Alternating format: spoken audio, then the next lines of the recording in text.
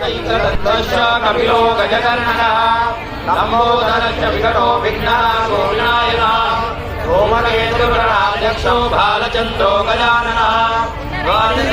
नामानि पठेत् शृणुयादपि विद्यारम्भे विवाहे च प्रवेशे निर्गमे तथा सङ्ग्रामे सङ्कटे चैव विघ्नः तस्य न जायते शुक्लां वरदं देवं सतिवर्णं चतुर्भुजं वर्णवदनं ध्यायेत् सर्वविघ्नोपशान्तये अविघ्नसिद्ध्यर्थं पूजितो यातुरातुरैः सर्वविघ्नहरे तस्मै गणाधिपतये नमः। मंगल्ये शिवे सर्वार्थसाधिके शरण्ये त्र्यम्बके गौरी नारायणि नमोस्तुते सर्वकार्येषु नास्ति तेषां मङ्गलम् येषां प्रतिष्ठो भगवान् मङ्गलाय तन्महे सुदिनन्ददेव ताराबलचन्द्रबलकृतदेव विद्याबलं दैवबलं तदेव लक्ष्मीपते जगस्मरामि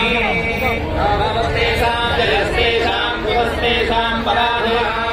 केषामिति परश्यामो